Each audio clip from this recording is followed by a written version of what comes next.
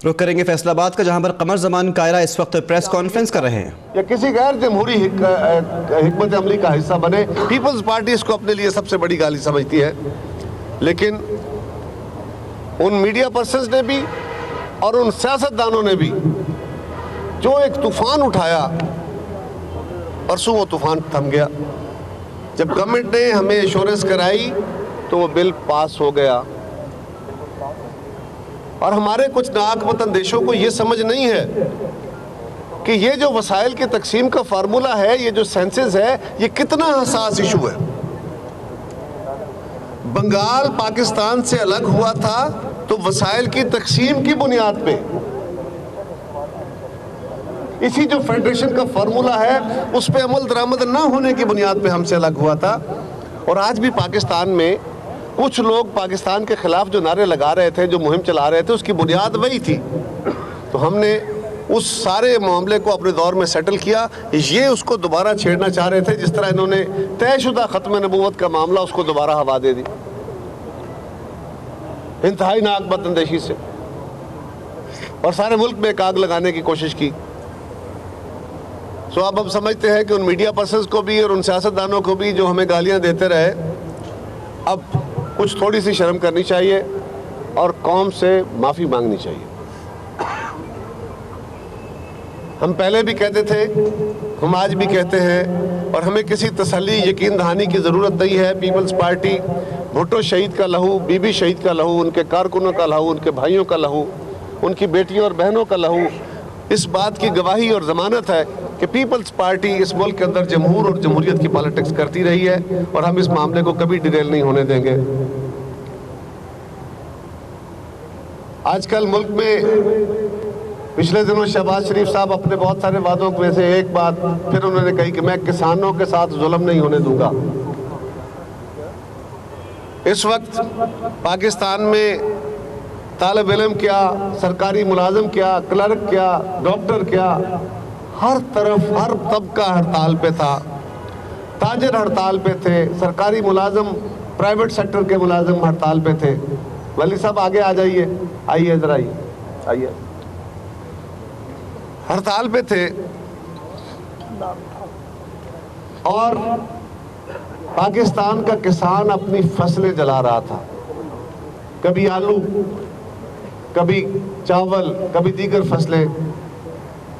तो अब हमारे मुल्क के मजदूर को भी, आम आदमी को भी, सरकारी मुलाजिम को भी, इस मुल्क के मेहनत कश को भी और किसान को भी ये समझ आई है कि पीपल्स पार्टी ने, जो हमें कहते थे कि पीपल्स पार्टी ने अपने 5 साल में क्या किया, हमने पाकिस्तान के किसान को, हमने पाकिस्तान के मजदूर को, हमने पाकिस्तान के आम आदमी को, हमने पाकिस्तान के ताजर को, हमने पाकिस्तान के सनतकार को, सारे तबकात को उनके इक्वली जितना उनका हिस्सा बनता था उस हिस्से तक उन तक पहुंचाने की कोशिश की। किसान को उसकी फसलों की कीमत इंश्योर की, कंड्यूसिव एटमॉस्फेयर क्रिएट करके पाकिस्तान की सनतों को रिवाइव किया। 19 अरब डॉलर की ट्रेड 25 अरब डॉलर तक लेके गए। वो जो 600-650 अरब रुपए का हर साल ट्रेड में इजाफा हुआ, यकीनन वो पाकिस्तान की सनतों और ज़राअत की बदौलत हुआ, उसमें तरक्की हुई। हमने फूड एफिशिएंट पाकिस्तान को फूड एफिशिएंट पाकिस्तान बनाया। हम आज भी कहते हैं कि इस वक्त किसान अपनी गन्ने की फसलों को जला रहा है पूरे पाकिस्तान में, पंजाब में, और ख़ास तौर पे आज जिस ज़िला में हम बैठे हैं, यहाँ पे इस डिवीजन में जो मिल मालिकान है वो किसानों के साथ ज्यादतियां कर रहे हैं। हम बार बार इंतजामिया को कह रहे हैं कि आप पाकिस्तान के सरकारी मुलाजिम बनिए, इन मिल मालिकों के तुफैलिए मत बनिए। डिप्टी कमिश्नर्स और कमिश्नर्स और जो इसके जिम्मेदार लोग हैं, आप जरा होश के नाखुन लीजिए।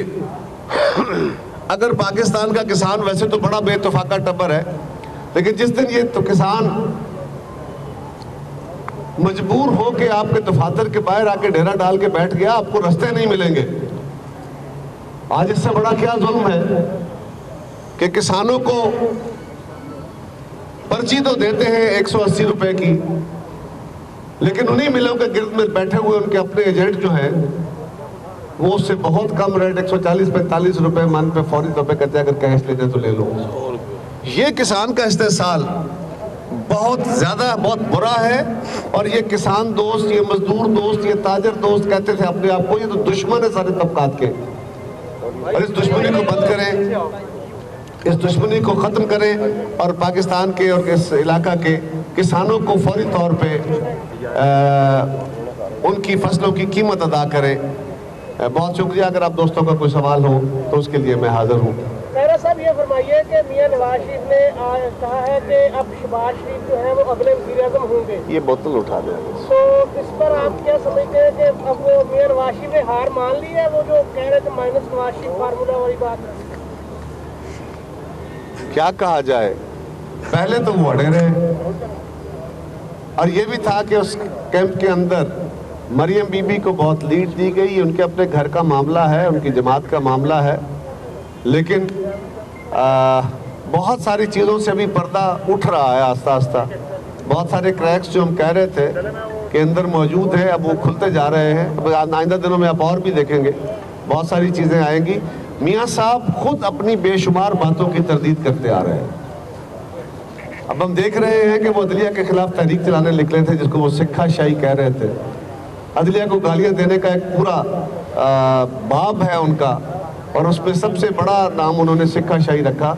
अदालत को सिक्का शाही कहना, इससे बड़ी अदालत की शायद ही कोई तौहीन कर सके। कोई नंगी गाली माँ बहन की दे दे किसी जज को तो और बात है, लेकिन इससे बड़ी गाली नहीं दी जा सकती। और मियाँ साहब उसके लिए तहरीक चलाने लगे, उसके खिलाफ देखते हैं क्या करते हैं। मियाँ साहब तहरीक चलाने लगे हैं, लेकिन उसके अपोजिट मौलाना तारुल कादरी वो अपनी तहरीक चला रहे हैं, जबकि इमरान खान ने उनकी हमायत का ऐलान कर दिया। पीपल्स पार्टी कहाँ खड़ी है?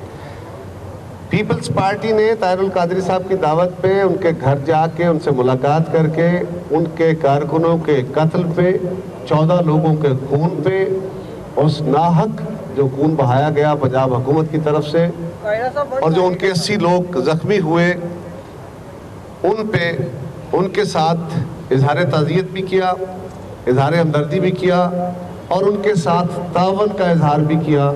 क्योंकि जस्टिस बाकर नजफी रिपोर्ट आने के बाद हम समझते हैं कि उन लोगों का, उन मासूम लोगों के कत्ल का हिसाब होना चाहिए, और उसमें तारुल कादरी साहब को हमने यकीन दिलाया। और ये बात हम प्रेस कॉन्फ्रेंस में कह चुके हैं, आप पता नहीं क्यों नहीं सुन सके। धरने में शामिल होंगे? धरने में मैं वही गुजारिश करने लगा हूँ, ये बात हम कह चुके हैं, आप पता नहीं क्यों नहीं सुन सके कि तारुल कादरी साहब अगर तहरीक चलाएंगे, एहतजाज करेंगे, तो हम उनके इस पीसफुल आईनी कानूनी एहतजाज में जो उनका हक है उसमें साथ शामिल होंगे, क्योंकि हम उन मासूम लोगों के खून का हिसाब चाहते हैं।